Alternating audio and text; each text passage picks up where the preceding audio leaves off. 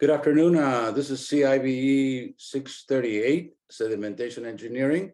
This is a class number 121, meaning the 12th week, first class out of two classes that we teach every week. And I am Professor Victor Ponce from San Diego State University, Department of Civil Engineering.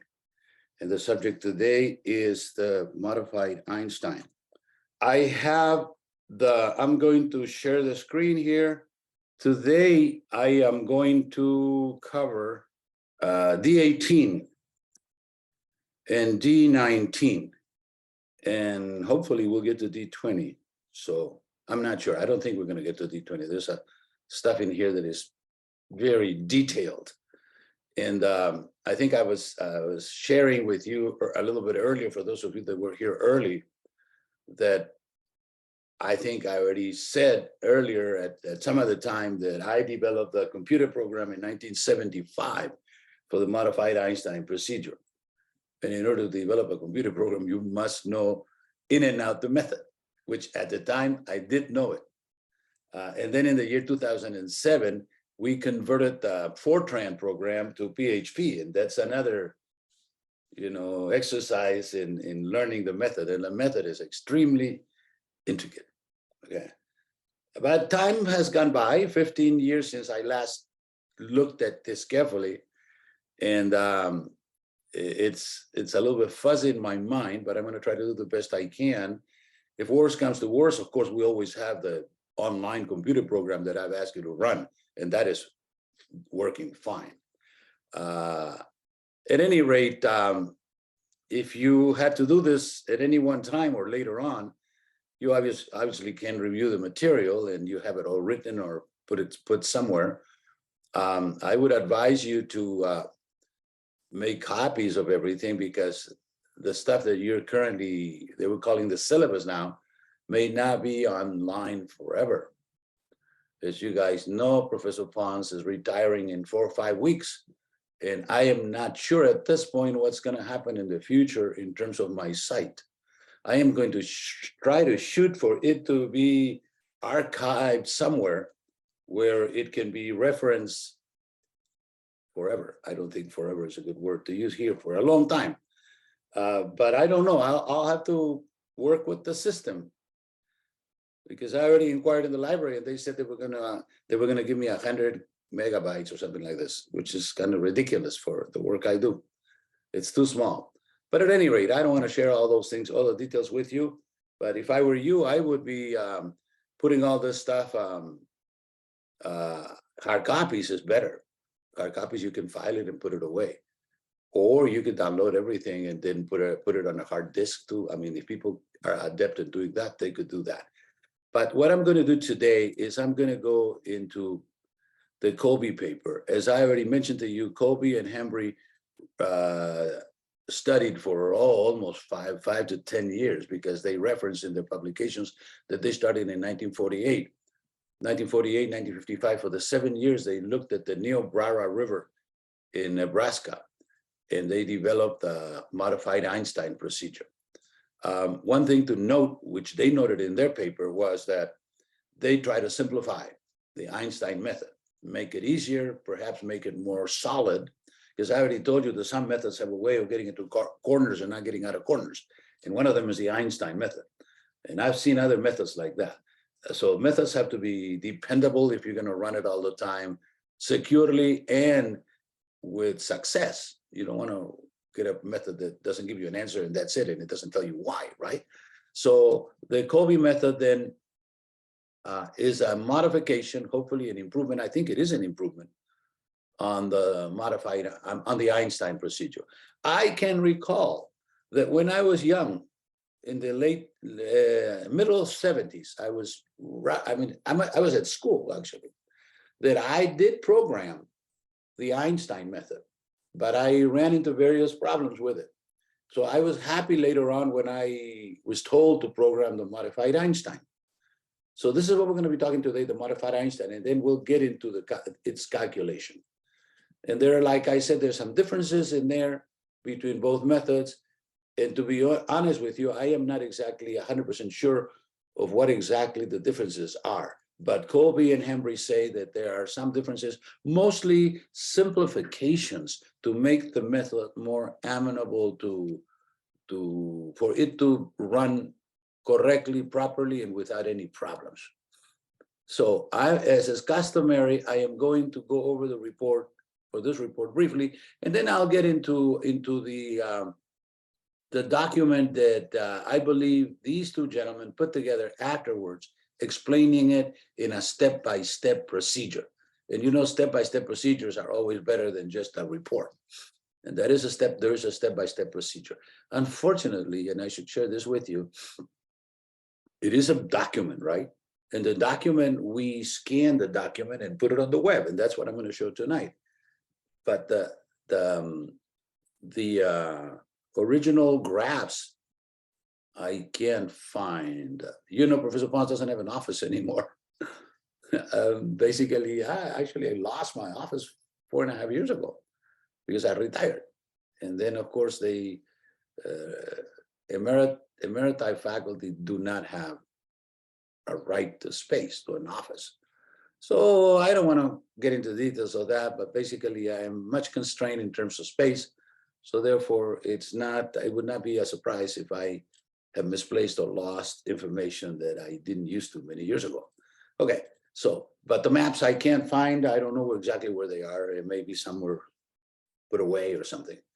But I do have the Einstein maps though. So I don't have the modified Einstein, but I have the Einstein, and they are the same. But I don't know. There's some drawbacks in there that I'll share with you as we see in here. Introduction. General study of fluvial sediments in the Niobrara River, part of the program of the Department of Interior for the development of the Missouri River Basin. You guys know that the Missouri River Basin is the largest basin encompassing, I don't know, we have a video on this. I think it's probably 50 or 60% of the United States, the central part of the United States. Investigation of the Niobrara River near Cody, Nebraska, was started by the Geological Survey at the request of the Bureau. These two agencies work together. May 1951, there's an early reference in there to the work that these people were doing. There's a whole bunch of people working in this project. Paul Benedict, very well-known gentleman, sedimentologist, regional engineer with the Geological Survey. And these are the gentlemen, I do not know them. They precede my time, so I'm not going to spend a whole lot of time on them. But Paul Benedict is the boss, the chief. And he's the one that pops up every once in a while in the recognition of the people in the United States that have contributed to the development of sedimentation engineering. Okay, so the purpose is to, basically, I think their purpose is to do exactly what they did, which is simplify, modify, and make the Einstein method amenable for practical use, which is exactly what they did. Okay, I probably could not have done the original. I could not have put the Einstein method, because it was just too involved and people were not using it. I know that for a fact. But the modified Einstein, that's entirely a different story. People do use the modified Einstein. I have gotten a couple of users telling me that I did a great job on the programming, meaning thanks for putting it into a program because we don't have to do this calculation by hand anymore. And like I said, there's a couple of people that have called me up over the last 20 years, which means I think I shared this yesterday with the other class, which means there's probably 50 to 100 people out there that are using it, but I guess they don't get to recognize the effort. It's no big deal. That's just the way it is. That's the way the ball bounces, as they say. So they looked at the sediment and the stream flow records, the Bureau of Reclamation working together with the Geological Survey. As you know, the Bureau of Reclamation is in charge of reclaiming Western land since 1903. The Geological Survey is in charge of keeping track and the inventory of all mineral and geological resources of the United States, dated 1878, I believe. That's when the federal government created the U.S. Geological Survey. So these two agencies are great agencies, and they are only 2 of 5 or 6 agencies that are dealing with water in the United States. One of them being the Army Corps, the Natural Resources Conservation Service, the Forest Service, the Park Service, and so forth. So these are definitions, which I urge you to read. They're talking about the samplers also, and we will get in about 3 weeks, I think, no, until last week, in 4 weeks, we're going to get to talk about or to describe the samplers.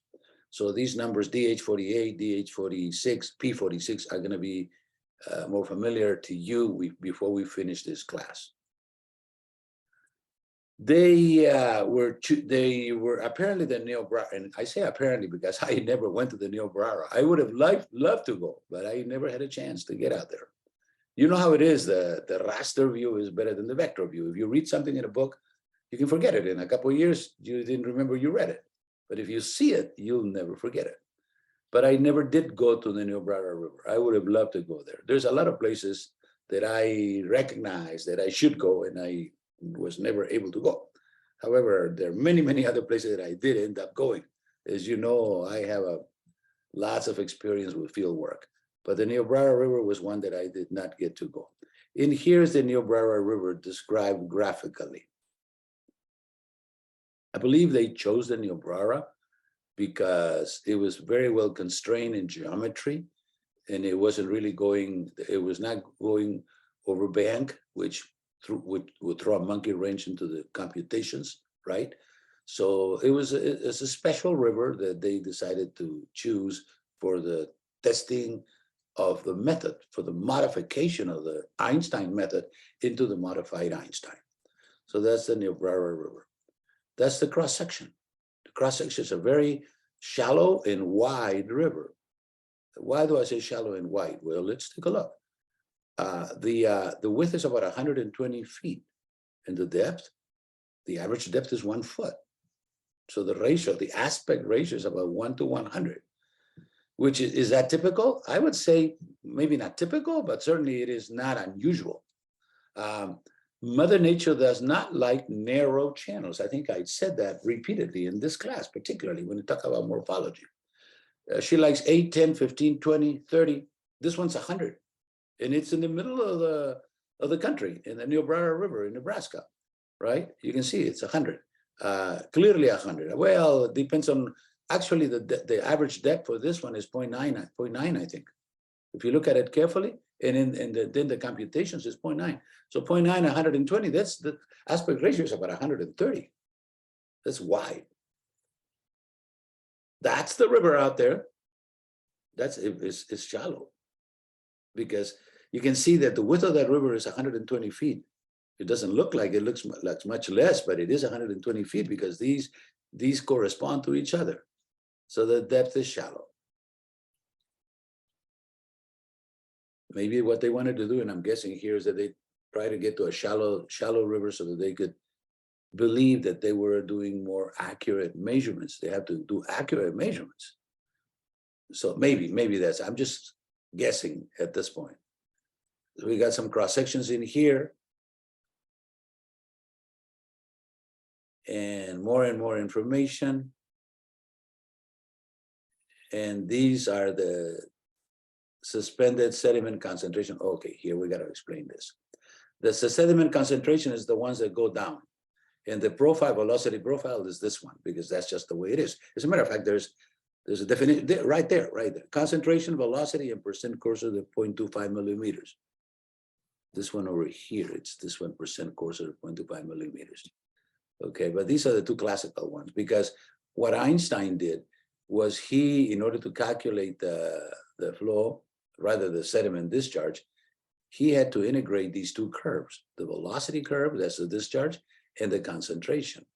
And that's the way he did it, which is, by the way, that's the way it should be done. It's correctly done. Okay, so so they figure this out. They figure this is measured, by the way. They have to go in there and use the instruments, the current meter and the point samplers, the sediment samplers, which are, as you will see later on, there's little bottles that go through the depth and collect the sediment, by transversing the depth at a certain velocity. This is a technique, by the way, that has to be learned and understood. And there's people that are experts at doing this, generally technicians, or they could also be engineers. that do this kind of work, but typically they're technicians, by the way, meaning this is what they do all the time. Yeah, so they do it well. In order to do something well, you have to do it all the time.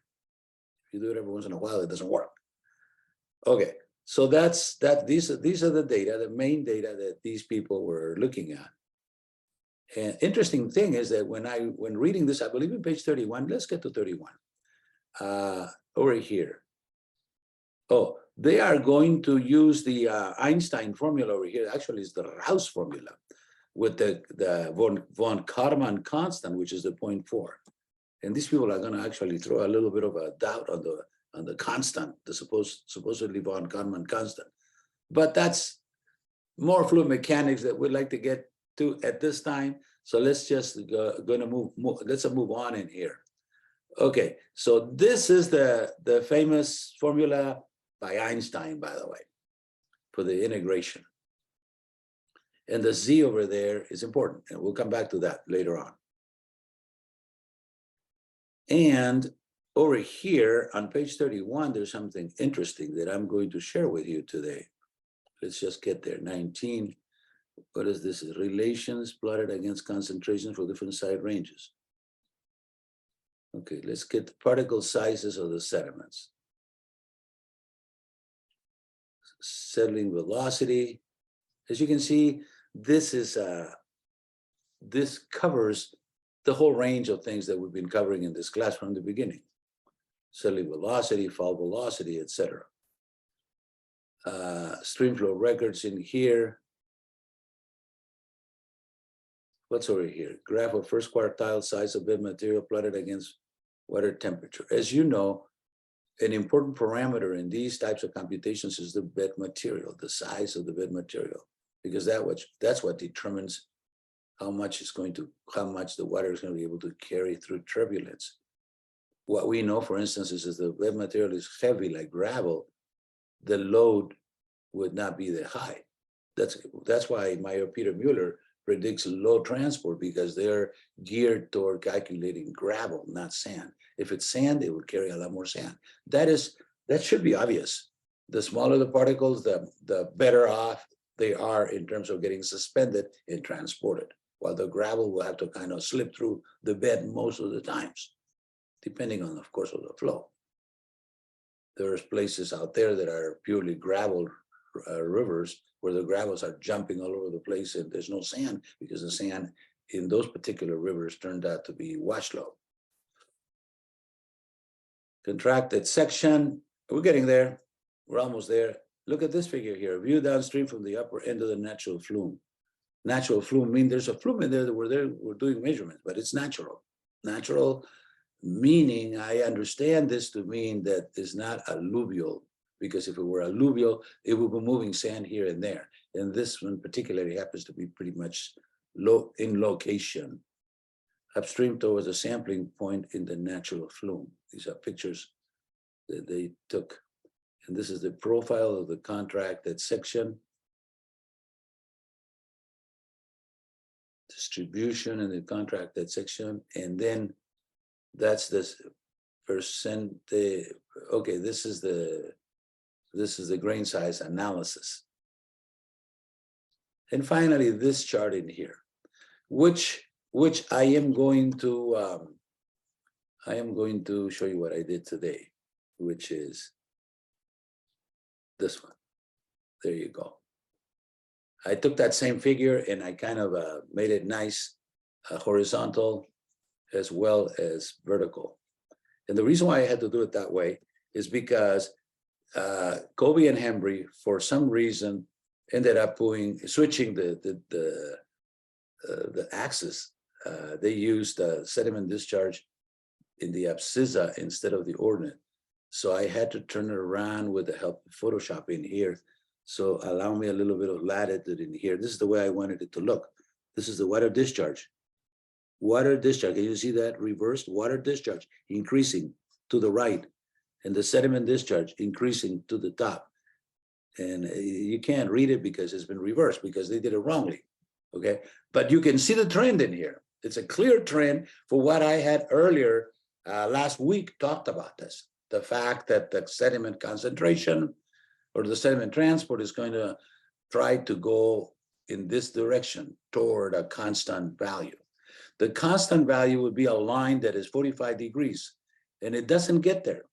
And the reason why it doesn't get there is, well, technically because there's not enough data points in here. Because if we had more data points in this area, which they didn't, and that they didn't because they didn't, meaning there was not a flood in there when they did the measurements. But had they had a wide range of measurements, this would have come like this. It would have come straight like this, and then go like this, and then achieve asymptotically achieve a 45-degree angle, which is constant ultimate concentration, as we had described earlier extensively. Okay, so we're back here now, and I hopefully back here, and I lost it, but we'll come back.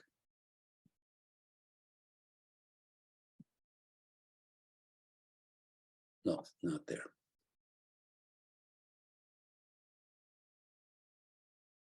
There we go.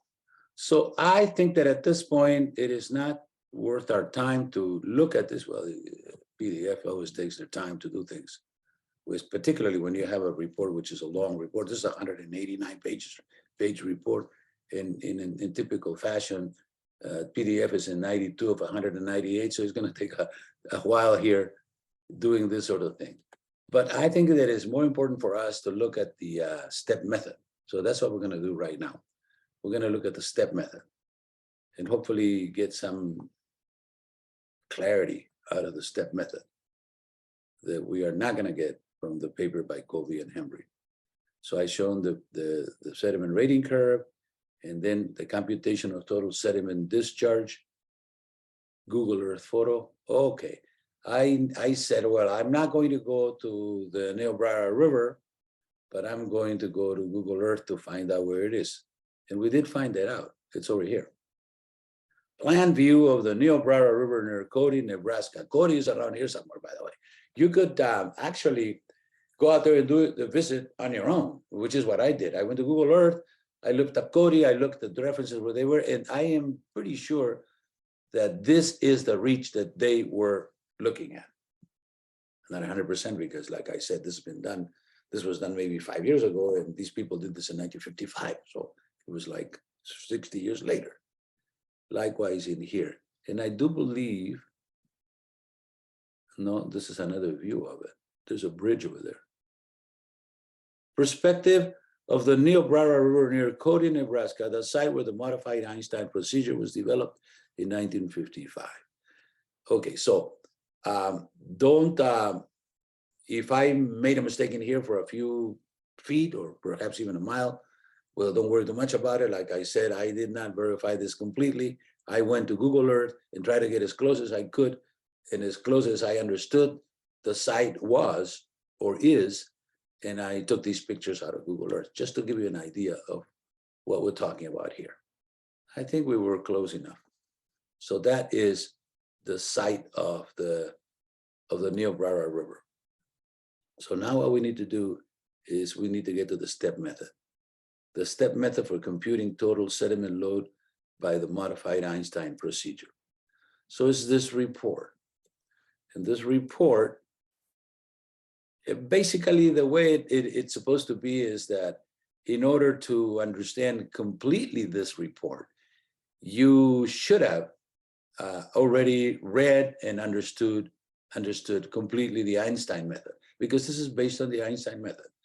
Now, we didn't do that completely. So we're kind of at a loss here, short a little bit on knowledge, but we're going to proceed anyway. This is a step method for computing total sediment load by the modified Einstein procedure. And we're going to do that because we already have a methodology that gives us a calculation in 5 minutes or 10 minutes instead of 10 hours.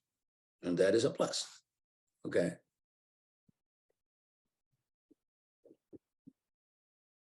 Okay, so now we're into these two people. I do believe that Colby and Hembree wrote this report, but I am not sure because this report has no author. Let's go back. Here. Prepared by Sedimentation Section, Hydrology Branch Project Investigations, So I am not entirely sure that this was done by Colby and Hembree. So I can't tell you for sure if actually Colby and Hembree wrote this paper or not. They didn't put their names into it. But so be that as it may, this is the report that is endorsed and supported by the Bureau. It is one of the major publications that the Bureau Reclamation sells to people. I don't know if they do that right now. I bought reports from the Bureau, reports and manuals and so forth from the Bureau for the last 40 years. I am not sure if they're doing that right now because, you know, with the advent of the web, things got different.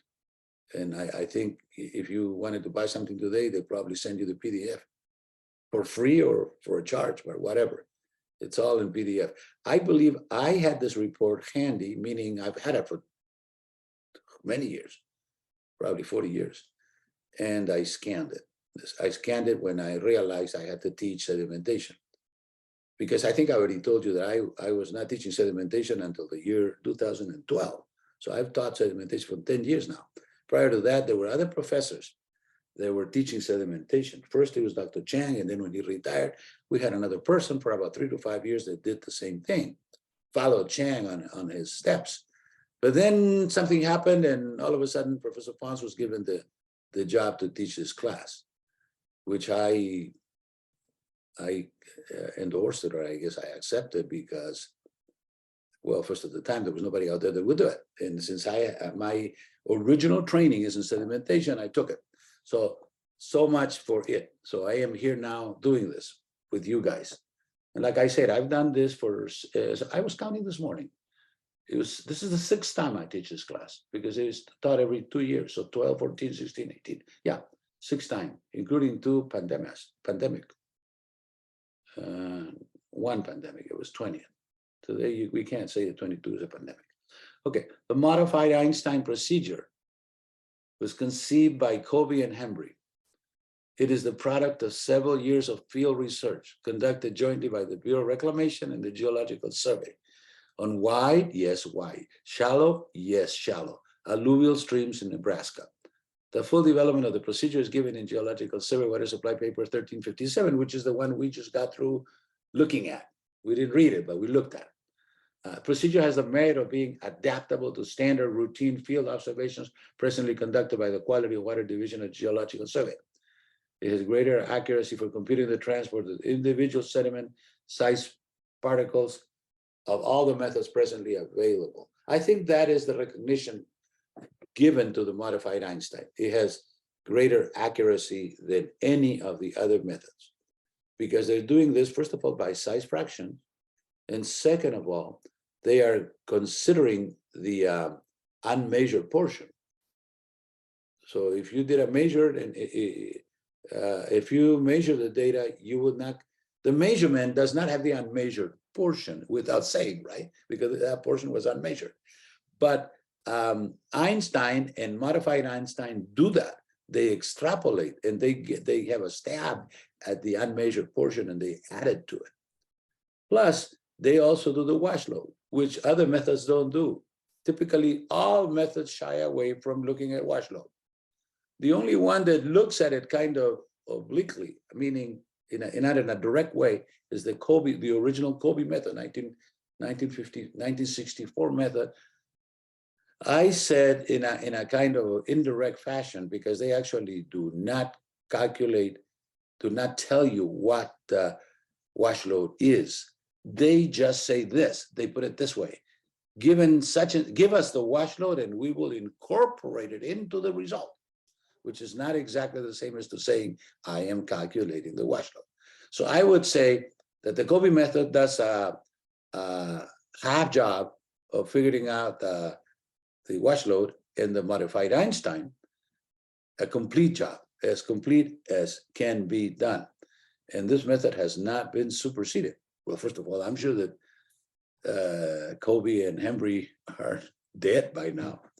They were in the middle of the profession in 1955, right? So it's been what, 65 years or 60 years. So my guess would be that they're already supposedly in heaven. Okay, the procedure, as the title indicates, is a modification of the bed load function. We all know that. published by the Department of Agriculture in 1950. We have seen that paper. We did not completely examine it because it would have taken too long, but we have seen the paper and we know who wrote it and we know what he did. The symbols and formulas are those used by Einstein in his paper. In other words, these guys did not go about changing the parameters, or rather the names of the parameters, because obviously that would have created a lot of confusion. To understand the basic principles, a study should be made of Einstein's original paper. It's a high call. This method and the accompanying form is presented to standardize and document computations. It will also make it possible for personnel to make the computation without thoroughly understanding the theory of the various functions. That's interesting. That's very interesting, which is a correct statement, by the way.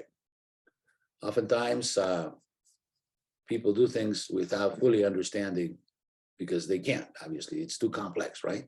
So this is kind of the same stuff we're doing in here.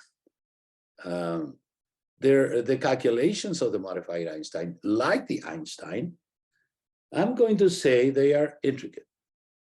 Not that I have not done in my career of 50 years, almost 50 years, 1973 to 49 years, intricate stuff. I have done a lot of intricate stuff, but this one is a kind of a different type of intricacy.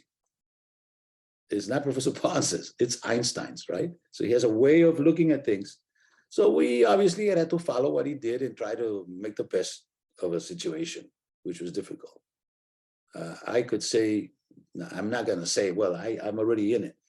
That perhaps if I had done it, I would have done it in a little clearer way, because that is my penchant. I have a knack for clarity.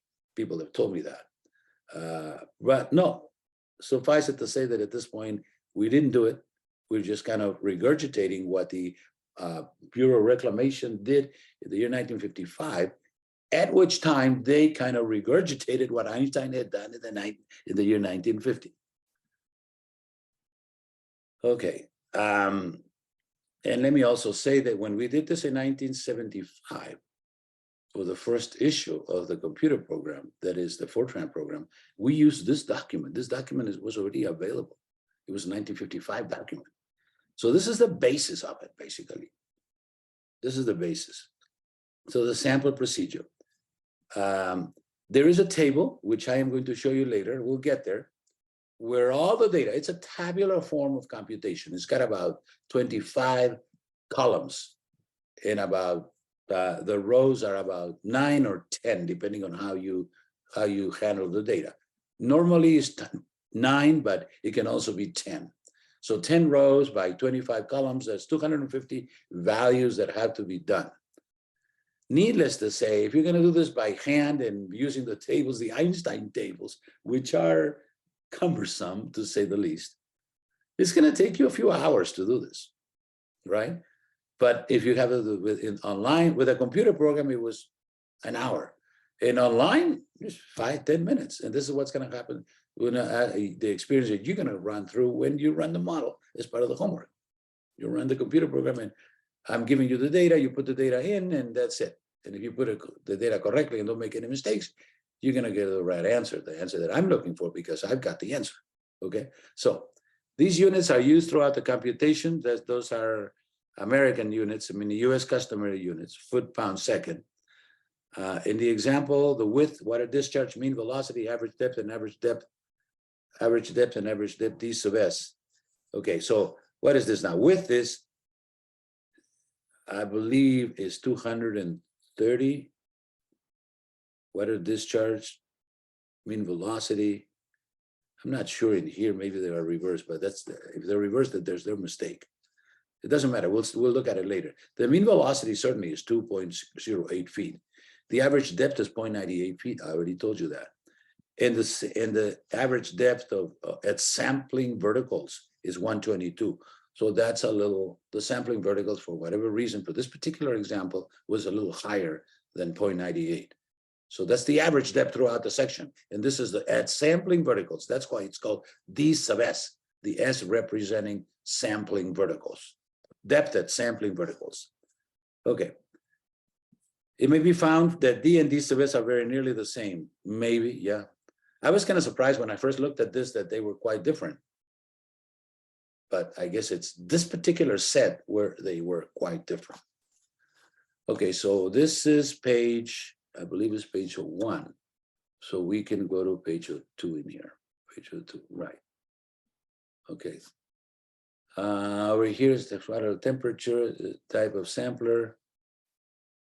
They were using the DH48 sampler, which we are going to be looking at later in our 15th week in more detail. So in 3 weeks, we're going to be looking at this. The suspended sediment samples give the following information: the mean concentration of the suspended sediment in parts per million, the size distribution of the suspended sediments, also from the grain size or from the visual accumulation, and the sample suspended load transported in tons per day, computed from the discharge times the concentration times the 0.0027. And I am not sure whether I did assign this as homework. It is just a unit calculation to figure out where the 0.027 came from. And there's an equivalent version in the SI system. Okay. Additional field data must be obtained are adequate samples of the bed material. So you're taking sample of the suspended material with the suspended sediment samplers. And we also need to take samples of the bed. So there's 2 types of samples. There's 2 types of sampling grain sizes that need to be fed into the model for it to run. And that's the way it should be. There's 2 things in here: the bed load, which is transported by rolling and sliding along the bed or very close to the bed, and the suspended load, which is transported by virtue of turbulence, because there's turbulence in there, the flow, you know, the Froude number and so forth. Okay, analysis of the bed material, we reported its size distribution. We already know that. They also giving you here values of the 2 values of the 65% and 35%. You would recall that we have used variously D50 and we've also used D84. I think I had you work with in your assignment with the D84, which is considered to be one standard deviation removed from the mean. The mean is D50, and the 1 standard deviation on the right side of the grain size analysis removed from the mean is D84. Those are used by people who work in sedimentation throughout the world. But here, Einstein did D35 and D65. And they were going to move. They were not going to move. If they moved that, they were going to change that. Okay, so they kept the D65 and D35. So there's 2 more diameters that we need to contend with here. And the diameters are given in here: 0.00105 feet and 0.0075 feet. And interestingly enough, they're using here millimeters. So from the beginning, they said, we're going to use a US customary system. But then when they start talking about the diameters, they revert back to millimeters. I do not know why that is. I cannot second guess these people.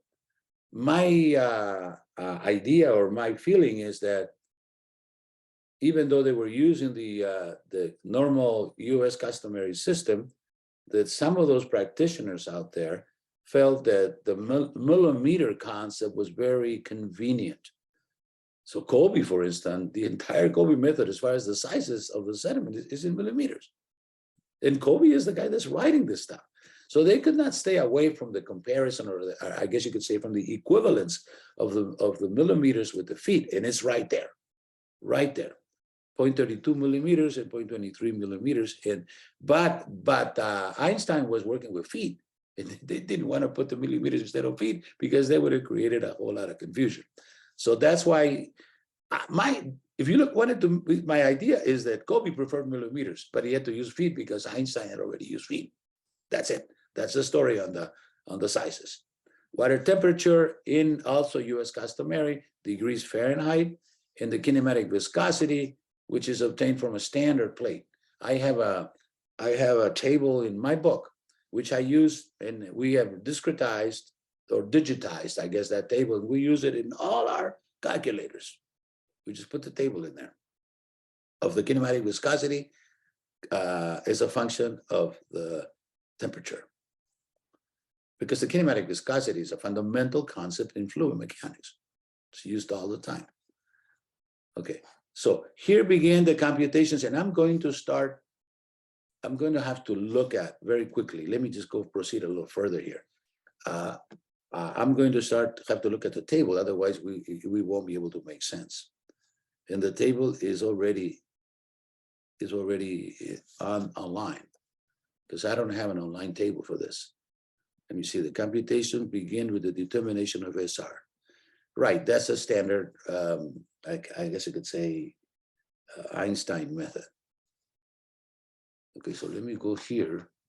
This is page, what page is this? Which is page 02, right? So then I'm gonna go to 03 in here, right there. Right there. Now I'm going to go over here and open up another, see, I can go in here. And I'm gonna go in here, and in here, and in here, and in here, right there. There's a modified Einstein in here. Okay, so this is what I'm gonna do now. First of all, are you guys seeing the online modified Einstein or not? Should I bring it up? Let me see.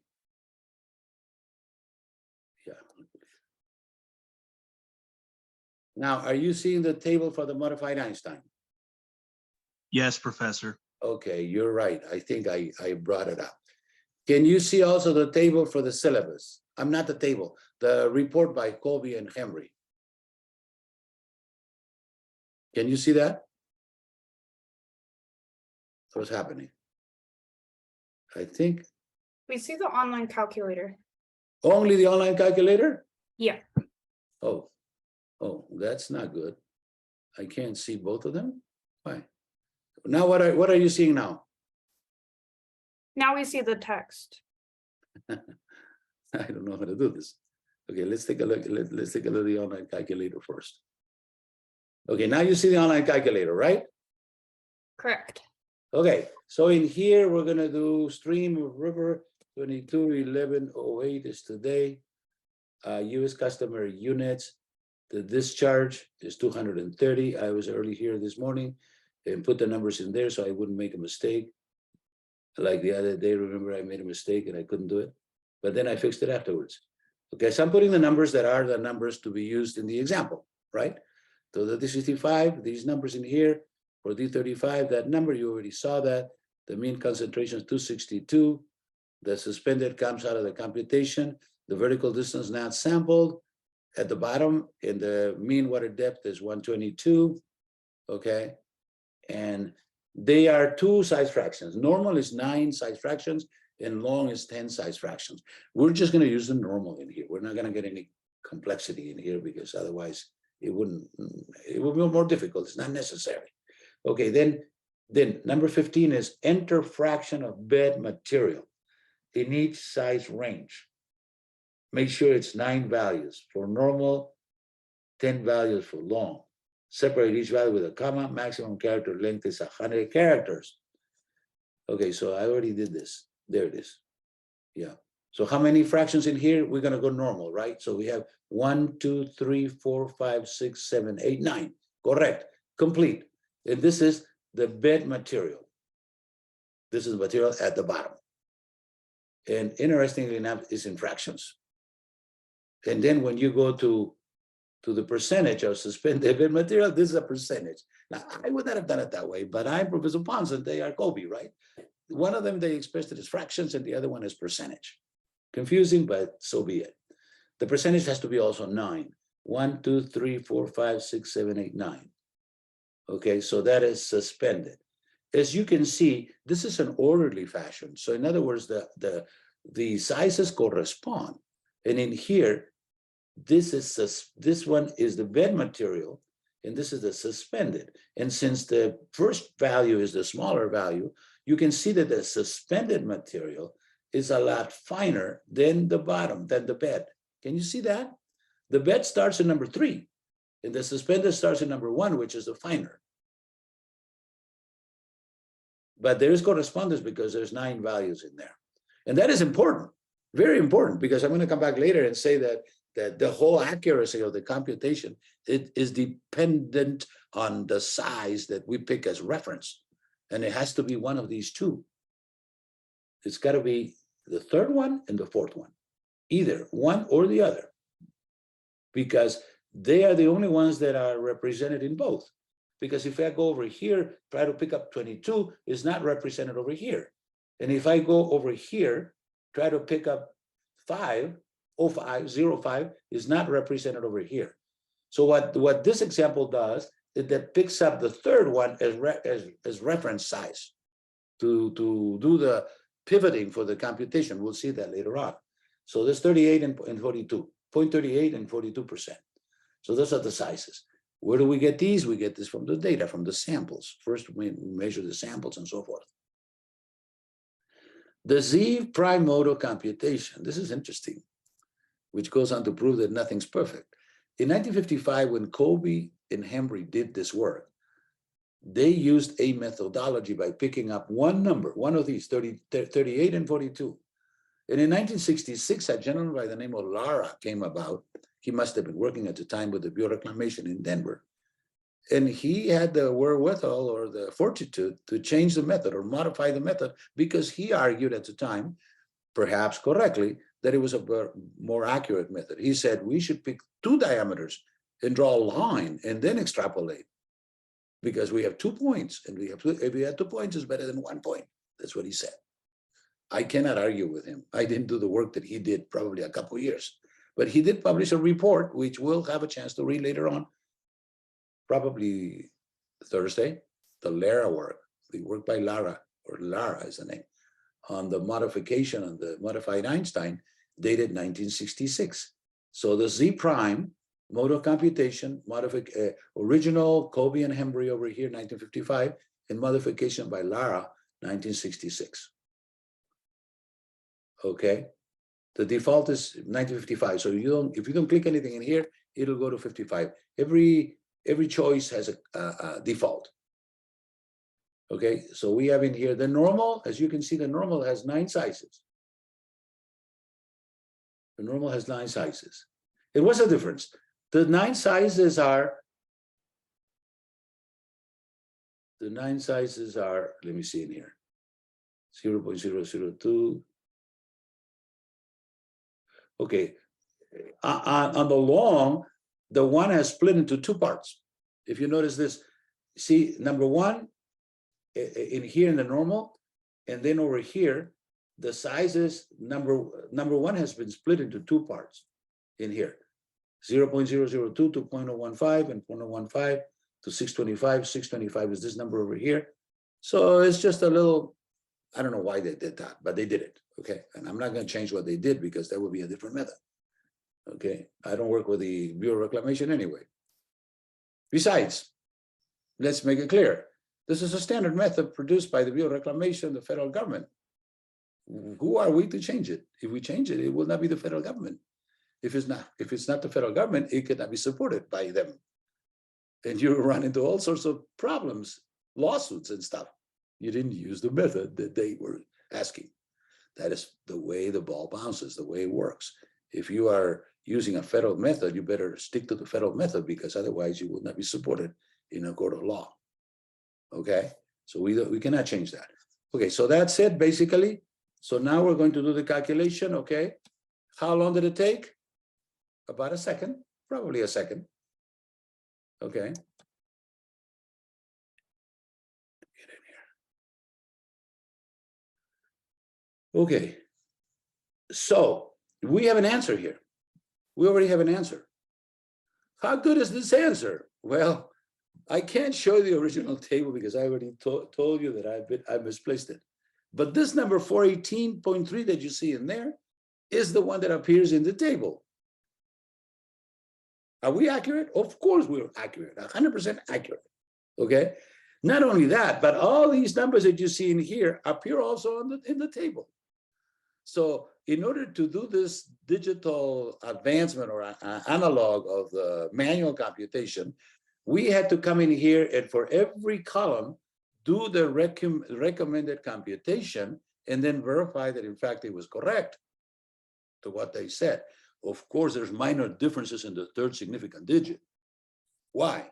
Because they were doing this by hand and we were doing this by computer programs. So presumably the computer programs are a little more accurate. Because if they had made a mistake and we didn't, it would have come out differently. But in point of fact, they did not make a mistake because the answers are very close to the third significant digit. So it's fine. Everything is fine here. So it suffices for us then, for us to go through here and verify that what is it exactly that they're doing. They're actually doing a computation of the Einstein procedure with the modifications of Colby and Hembree. That's what they're doing. And where is all that stuff explained? Right here. Right here. And I don't know what I'm going to do now at this point because obviously I can't show you both and I need to show you both. So what I'm going to do is I'm going to choose one. And I think what I need to do is first of all, show you this and then depart from it. And then I'll show it to you later. Okay? Because we can always come back and redo it and recreate it. So we got in here, what do we have in here? The size fractions, the diameter in millimeters, the diameter in feet. That's fascinating, isn't it? They always talking about the millimeters because people are used to the millimeters. But then eventually, if they want to go into Einstein method, they had to switch to feet, which they should, because some of these things are dimensionless. And if you take two depths, divide two depths, they got to be both in feet or millimeters. You can't have one in millimeters and the other one in feet for obvious reasons. So we have in here the diameter, geometric. This is the size fraction and the geometric size. No, it's called geometric diameter, I guess. It's in the report. Then the phi, which is, no, is this a psi? The psi, which is the Einstein intensity of transport function. That's part of Einstein methods. And then the phi, which is this a relationship that comes from the Einstein method that relates psi with phi over 2 in this case. For whatever reason, they have a phi over 2 in here, phi star over 2. Then for ease of computation, they have 1200 of the, because 1200 is a unit conversion in there, times the diameter to the 3/2 power. And this is the I sub B, that's the load in the bed. And here we have the load times the discharge. And here we have 43.2, which comes because of the units, okay? But 43.2 is the conversion from acres and stuff like that. And the W is the width.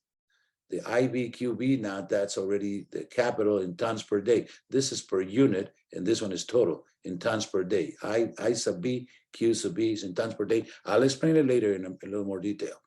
And then the percentage size, which comes from multiplying this guy over here. That's right, this one.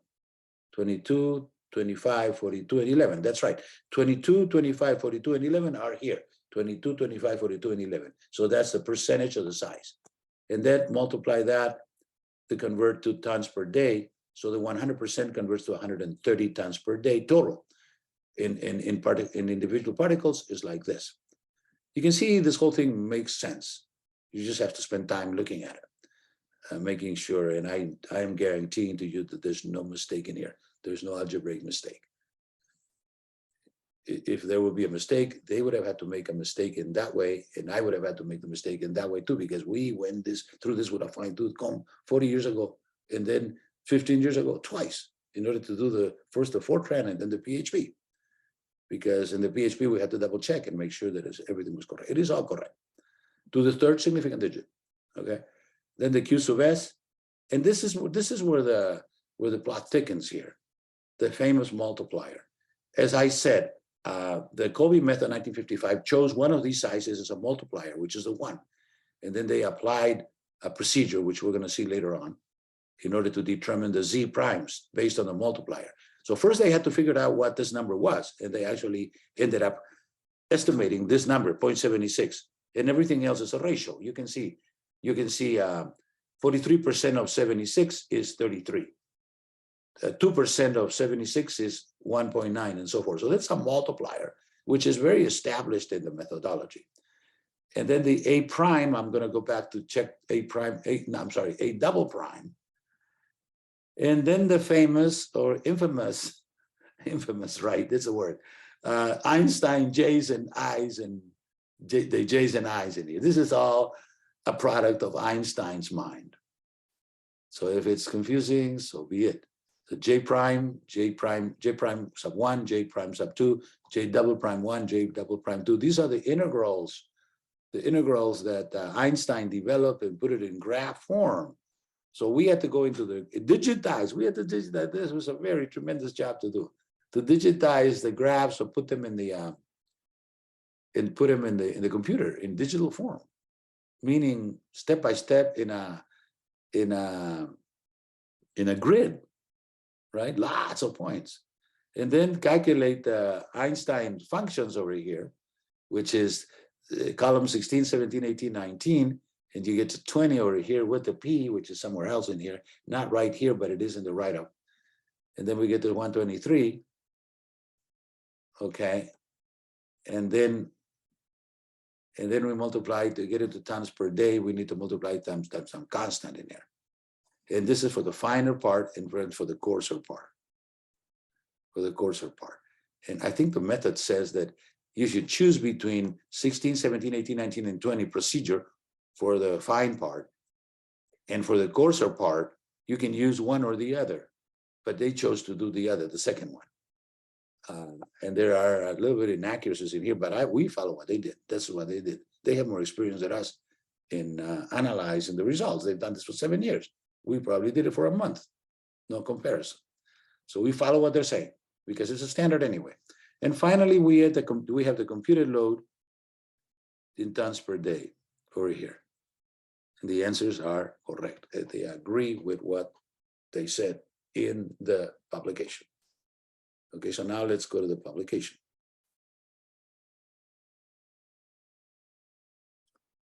Where's the publication? Over here. Now we should be looking at the manual, right? Right? Yes. Right. Okay, so this one we're going to kind of go in here, the SR. I cannot show you the green sheet anymore, so we're just going to forego that. So the procedure is a fairly straightforward procedure. Let's go over here like this. First of all, they are going to define the SR, which is a product of the slope times the hydraulic radius. And this is the definition, according to Einstein, for the square root of SR. We have the U, and we have the X, which is a trial and error value, 154, and it's very well behaved because you can guess 1.5 and then you get to 1. It's a trial and error. First of all, you try something and then you get it. And it's a very well behaved number, around 1.5. So it's not, you can't miss that. And then the depth, 0.98, and the K sub S, which is one of the diameters, right? So we get the SR. And once we get the SR, we get the shear velocity, which is 0.05, that the square root of the SR times the square root of the gravitational acceleration. So this is shear velocity. So we get the shear velocity. Then we get the kinematic viscosity from the table. And then we get the thickness of the laminar sublayer. This is fluid mechanics. The thickness of the laminar sublayer happens to be this formula, according to Einstein. Then we get the delta, and then we get the ratio between the diameter and the thickness of the laminar sublayer, 0.68, and then we go to plate 3, one of the several plates, 12 plates that Einstein has in his paper, and we get the X154, which is the X154 over here. Can you see that? They assumed it to be 154, and they ended up calculating to be 154. So that means it's very well behaved. Had they gotten something else, they would have had to make a change, iterate on it. Okay. We kind of do the same, by the way. We iterate very well. I mean, we have done this for 40 years. Have the computer do the iteration, and if we're very well constrained, it always does it. At any rate, So let's go in here. By definition, they have a P over here, which was over here too in the green sheet. Then we get the P, and then we go from page 3 to page 4, which is over here. Then we get to the A prime, which is equal to D sub n over D sub s. D sub n is the vertical distance in feet not sampled. N stands for not sampled. So that's 0.3 in this methodology. And 122 is the sampled, the average depth, the mean depth of this sampled verticals is 1.22. So that's the A prime in here, 0.246. Okay, so the sediment discharge through the sample zone is 80% of the Q sub SM, which is 163. From plate 4, with a P of 10.7, which we already have, we can, and the fraction of depth not sampled, A prime, we determined from plate 4 that 80% of the stream flow was sampled. So that put the 80% in here, and that represents the total for column 12 on the form. The total for column 12 on the form. I can't show you that anymore. Okay, so if you wanted to review this on your own, what you could do is to open up this document and then open up the calculator and run it with the standard, how can I say, with the sample input, which is very easy. I already did that today. And then you can compare side by side, both of them, and make sure that in fact, it does make sense. And like I said, it does make sense. There is no error in any of these sheets. Okay, the intensity of shear is computed from one of the following equations. Let me get in here for a second. Okay, and then we find from plate 5, which is one of the Einstein's plates, intensity of bed load transport, phi star should be converted to phi star over 2. So that's page 4. So then page 5. Page 5. And then we compute I sub B Q sub B in this way. It's 1200 times D 3 over halves. If you would recall, the D 3 over halves was there already as one of the columns. Now we multiply that times IB times phi over phi star over 2. And then we get this number over here, which is in the green table. So at any rate, we proceed with this computation. We get to column 11, column 12, column 13, and now we're almost at the end here. We go to the step method at page 6. No, that's not it. That's not it. Page 6. Page 6 is over here. Right? Yeah, that's it. Page 6. And then we figured out what the A double prime is, which is this by definition. The geometric D is the geometric mean size, and lowercase d is the mean depth of the channel cross section. And we finally get to the Einstein integrals, which are over here. As you can see, this reflects what we just did earlier. For the computer, of course, for the digital program, it's easy to do. You just got to get the numbers, plug them in, and that's it. And that's exactly what we did. I am really amazed that we have such good servers, because as you noted, this whole calculation, which must have maybe 5,000 calculations, which done in less than a second. How could that be done? Because we have very good servers. I have my own server. I'm not running anybody's server. I've always run my own servers from 1989. So how many years is that? 33 years, the age of Christ. I've been running servers. My first server, I remember I called the PFP VAX. I used the VAX. Now, of course, you guys are too young to recognize the word, right? I don't think any of you have heard of VAX before. Well, VAX was the king of the hill in the 80s, 70s and 80s. You guys do not remember, probably never heard of Digital Equipment Corporation. Digital Equipment Corporation was the #1 computer company in the 70s and 80s, competing very closely with IBM. By 1995, they disappeared. By 1989, I bought a vax for myself because I was a big guy and I figured that I deserve a vax for myself. I had to go through some hurdles, but I did it. So I ran my own vax from 89 to 95, at which time somebody pulled a rug out under me because digital equipment went dead on the water, 1995, 1996. So I had to switch. And that was an ordeal for me. Why was it an ordeal? Because I mean, like the company you had believed for 10 years, well, 80, when was it? 89, yeah, 89 to 96. It was not 10 years, it was 6 years. Went under the rug, it went down the drain, basically. Down the drain is the correct word. Because they were taken over by the PCs. The IBM PCs came about and they were selling 1/10 of the computational power for $1,500. And the VAX was selling you the whole VAX for $1 million or $2 million. There was no comparison, cost effectiveness. So anyway, digital equipment went on the drain. For a few years, we didn't know what to do. We were at a loss. I tried, my next step was to move to Sun because the tech told me that the only thing I could do if I wanted to stay away from Windows was to go to Sun. So I said, okay, fine, we'll go to Sun. So we went to Sun and we stayed with Sun for about 15 years until they died in the year 2009, 2010.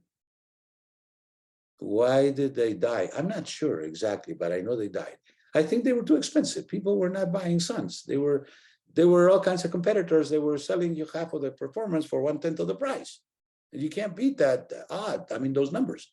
So basically first digital equipment and then Sun Microsystems went out of business and they were replaced by whom? That's interesting. Well, Apple came about and I endorsed Apple. I said, well, the tech decided. He said, Professor Ponce, if you want to stick with Unix, I recommend that you go to Linux and we can go with Apple. I said, cool. I said, I heard of Apple. I never used it, but so in the year 2009, we started buying our first apples, and in the lab, which existed for about 10, 12 years, we had about, we have 7 or 8 apples, and I still work with apples. I have 3 here at home, and I work these computers every single day of my life, okay? So that's the story of the progression, and we need to adjust to that. What's in the future? I don't know, I'm retiring. To me, it's immaterial. But I heard that Apple is coming down now. I heard over the grapevine that things are gonna happen in the near future. So I don't know, but at this point, really, it's none of my business what's gonna happen in the future because I'm not gonna be there, unfortunately, but that's just the truth. Okay, so I told you a little story on the computers because you need to know also, there's a lot of things that need to be known that are not necessarily civil engineering. This is computer work. You got to believe the technicians or have a good technician that will tell, a computer technician, meaning a computer expert that will tell you what to do, because without the computers, we are nothing, absolutely nothing. Anyway, so that's what we're doing now. So at this point, I pretty much have completed 6 and I'm going to go to 7 now, step method, and 7 is actually the wrap up. This is it, right? Right. And in here, he's talking about the Lera method, I think. I'm not quite sure, but we're just going to drop it there at this point. Okay, let me see. The question might be raised as to why the computational methods are different from the ranges of the finer particles. Yeah, it has 2 procedures, the finer particles and the coarser particles. And the issue has to do with the accuracy of the size, Z prime, which is the exponent of the multiplier, and so forth. So what they're going to say in here is that practically the first method is limited to ranges of particle sizes for which QS prime can be determined with fair accuracy. The second method, the ranges of particle sizes for which IB can be determined with reasonable accuracy. Basically, they're saying that in the coarser, in the finer particles, there's one methodology, and in the coarser particles, there's another methodology, which is represented in the green table by 2 different types of computation with 2 different formulas. And you cannot superimpose one on the other. You have to choose one, A versus B, and that's it. Now, my last comment or observation is, if this methodology is complicated or complex, the answer to that dilemma is, so be it. First of all, we didn't do it. Second of all, it is by nature, sedimentation is by nature complex. And third, this was done 50, 70 years ago, 60 years ago. And other than the fact that myself and others put out the computer programs to interpret what they did, which does not add any new development other than the fact that we're doing it electronically and on the web. Because up to the point when I did this 11, 12 years ago, it had not been done. And then I found out later on through the grapevine that the Bureau Rec had done it. In other words, there is another digital version of the modified Einstein procedure, but it is the Bureau Recs. But to be honest with you, I didn't have the I guess you could say, the fortitude to go out there and compare it, because I was already out at that point, meaning I was doing something else. And I've been doing a whole lot of things in the last 10, 15 years that had nothing to do with sedimentation. I mean, as you guys know, those of you that are taking 634, I did the GDUH, which is a tremendous thing. It's a generalized dimensionless unit hydrograph. And many other things that we did in environmental hydrology also. So I was busy doing other things, and luckily for myself, my career has been very broad, not narrow at all. Why? Because that was in my nature. I picked up a subject or a topic and proceeded at it. So I became kind of a, I don't want to put it that way, but a jack of all trades. No, it doesn't sound right. But what I'm saying is that I could not concentrate solely on the sediment because I was doing other things. And I was teaching 4 classes. Those of you that have taken my classes know this. Professor Ponce has taught 4 classes at San Diego State, 4 graduate classes and 2 undergrad classes, actually 3 undergrad classes. So there's a lot of teaching. Thank you very much. We are going to, on Thursday, I'm going to touch base briefly on the Lera method, and then proceed to the next, because we have time now, proceed to the next chapter, which is the sedimentation, meaning the reservoir sedimentation.